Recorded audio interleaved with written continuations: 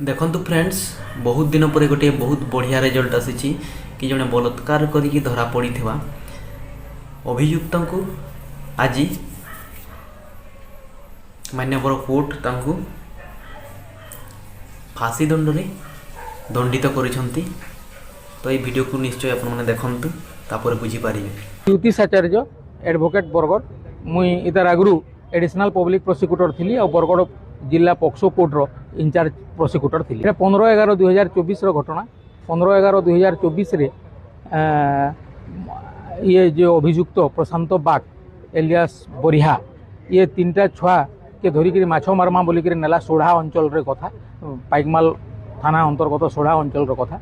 तो ये नहीं गला आ रास्ता रे 2टा पुओ छुआ जेनटा थिले ताको रखीदेला आ से झील छुआ के नहीं जंगल भीतर के गला जंगल भितर ताके दुष्कर्म करवार संगे संगे हत्या भी करदेला आ बहुत नृशंस भाव में हत्या कला। विभत्स हत्याकांड गोटे होता है जे तार बेकरे बेल्ट भिड़ीदेला मुणे पथर हापसी देला आ उलग्न अवस्था क्षताक्त अवस्था जंगल में पकईकरी पलि आसला।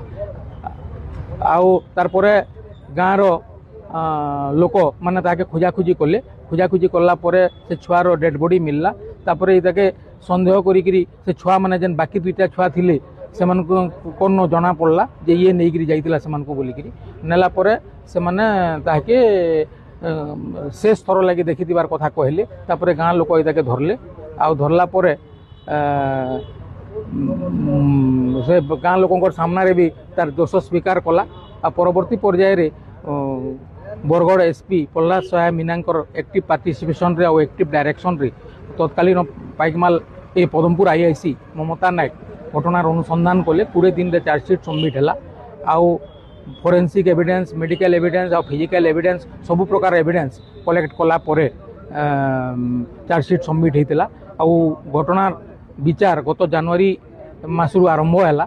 आउ गत 26/12/2025 दिन अभियुक्त के हत्या दुष्कर्म और 6 पॉक्सो एक्ट रे दोषी साब्यस्त करथिले कोर्ट। घटनार विचार समय आम सरकार तरफ 37टा साक्ष्य 55टा मेटेरियल ऑब्जेक्ट 55टा डॉक्यूमेंट और 27टा मेटेरियल ऑब्जेक्ट कोर्ट रे दाखल करा जायतिला। कोर्ट सबू सरकार सबू तथ्य के एविडेंस के विश्वास कले आ विचार के नेले और विश्वास करी ताके गत 26/12/2025 दिन हत्या धर्षण और अपहरण आउ 6 पॉक्सो एक्ट रे दोषी साब्यस्त करते। ये विरल विरलतम घटना है बोलिकी जुक्ति उपस्थापन करा जाके ताके मृत्युदंड रे दंडित करा जाऊ बोलिकी दाबी उपस्थापन करागला आ दाबी के कोर्ट ग्रहण कले।